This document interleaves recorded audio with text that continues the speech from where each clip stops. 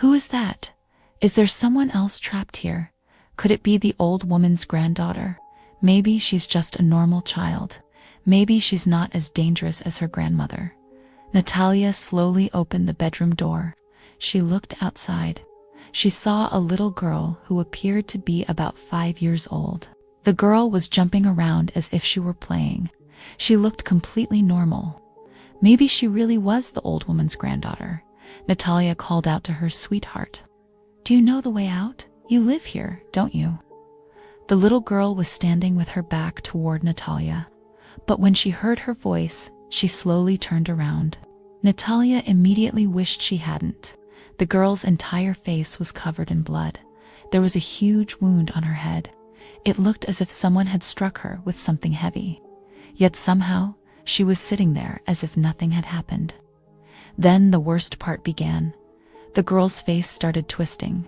Bones cracked and popped beneath her skin. Her legs twisted backward. Her eyes changed. Natalia felt her heart drop into her stomach. She ran away crying. But even as she ran, she could still hear the little girl laughing and singing children's songs. Only this time, her voice sounded demonic. Natalia kept running from room to room. There were too many secrets buried inside that mansion.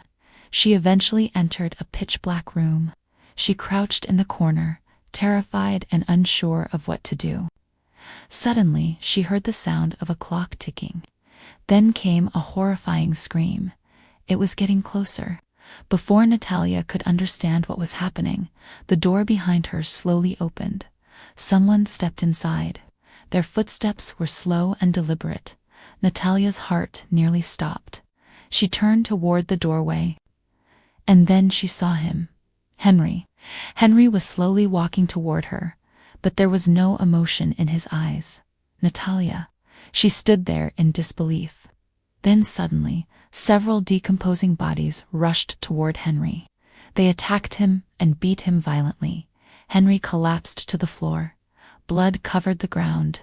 Natalia screamed as the horrifying scene unfolded before her. For a few moments, everything felt like a nightmare. Then the bodies suddenly stopped moving. They collapsed to the floor as if they were dead again. Natalia stared at Henry in disbelief. The man she loved more than anything was lying motionless on the floor. Dead, she completely lost control. She screamed hysterically. Then she heard it again. Tap, tap, tap. The old woman's cane. The old woman was approaching. She spoke in a strangely cheerful voice. "I told you I'd find you. Come on now. Be a good girl," Natalia screamed. "Who are you? What did I ever do to you? Please." "You still don't understand. You won't be waiting long. You'll be joining your husband soon," Natalia cried. "Why did you kill Henry?" The old woman calmly replied. "Don't worry. He didn't feel any pain. I warned him. I told him not to challenge me, but he didn't listen. And I'm sure you'll be a good girl too. You'll listen to me, won't you?" Natalia's eyes filled with tears. Then she noticed a glass vase sitting on a nearby table. She grabbed it. She smashed it against the old woman's head. The woman fell to the floor, but Natalia didn't stop. She kept hitting her again and again. Finally, Natalia stood over her, laughing hysterically. "I killed her. I killed her with my own hands." She looked down at her hands. They were covered in blood.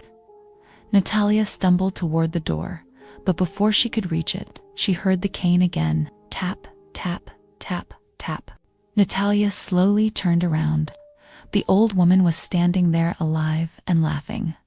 Natalia froze. "How? You were dead just a minute ago." The old woman laughed even louder. Then she wiped the blood from her wound. She slowly licked it like a wild animal. Natalia tried to run again. But somehow, the old woman was suddenly standing directly in front of her. Enough playing. Natalia stared at her in terror. Then she whispered, "You're not human. There's no way you're human. How did you get behind me?"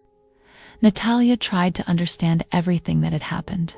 But before she could figure it out, the old woman raised her cane. She struck Natalia across the neck with all her strength. Natalia fell to the floor, bleeding. Her vision began to fade. At the same time, Natasha had been searching for her parents for an entire week.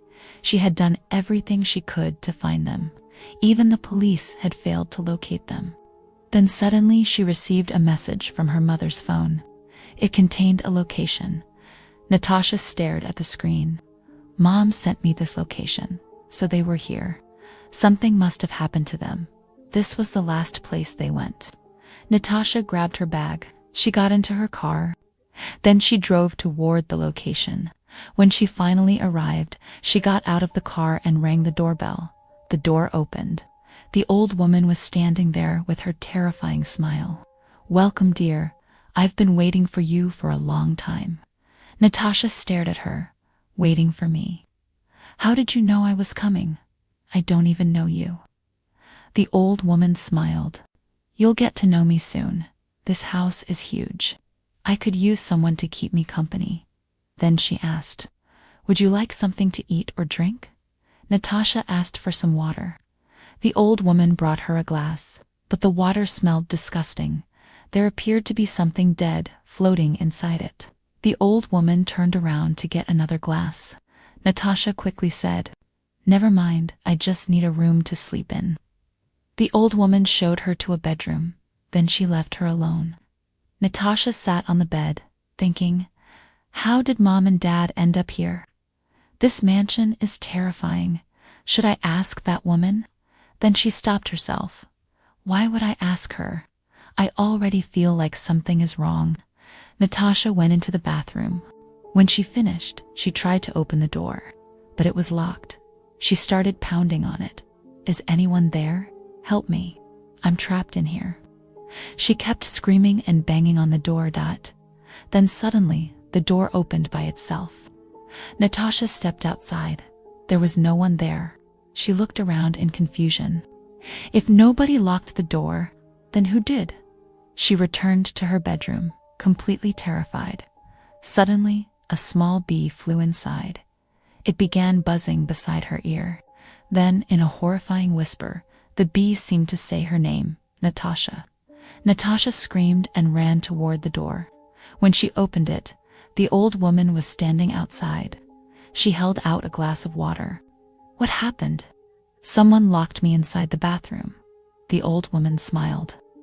"It's an old house, sweetheart. That happens sometimes." Natasha returned to her bedroom. But sleep was impossible.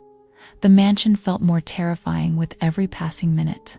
Still, Natasha kept telling herself, "I have to search this place. I'm sure this woman is hiding Mom and Dad somewhere in here." But the more she tried to make sense of everything, the more confused she became. She lay on the bed crying and thinking about her parents. Suddenly, she heard the buzzing again. The bee flew around her face. Natasha tried to wave it away, but it wouldn't leave her alone. She grabbed a book from the table and tried to hit it. But the bee suddenly disappeared. Natasha whispered, "That bee really has it out for me. Why won't it leave me alone? I can't even sleep in this creepy house." She closed her eyes and tried to calm herself down. A few minutes later, the buzzing returned. But this time, there was something else. A faint whisper. Someone was calling her name. "Natasha, do you want to know what happened to your mother and father?" Natasha's eyes flew open. Am I imagining this? Did I really hear that? There's no one here. Where is that voice coming from? She looked around the room, completely confused. How could it be possibly talk? Her face turned pale with fear. Suddenly, the large painting hanging on the wall fell to the floor and shattered. Natasha stared at it. The bee was flying around the painting. She slowly walked closer. Behind the painting, she discovered a small key hanging from a wire. The bee began buzzing around the key. What is this key for? Why was it hidden here? This can't be a coincidence. Before she could think any further, the bee flew out of the room. Natasha quietly followed it. She walked behind it until she reached a locked door. There was a heavy padlock hanging from it. She tried the keys she had found. One of them fit. The lock clicked open. Natasha slowly opened the door and began descending the stairs. She was going down into the basement. It was completely dark. She turned on her phone's flashlight and moved forward one careful step at a time. Suddenly, she heard a little girl singing a children's song. "A child? There's a little girl down here. What is going on?" Hundreds of black dolls hanging from strings in one corner of the basement. They looked horrifying. Natasha's heart sank. This house was far more terrifying than she had ever imagined. Before she could think, the bee began buzzing around her ear again. She slowly followed it. Suddenly, something cold and sticky dripped onto her face. Natasha looked up with her flashlight. She let out a terrified gasp.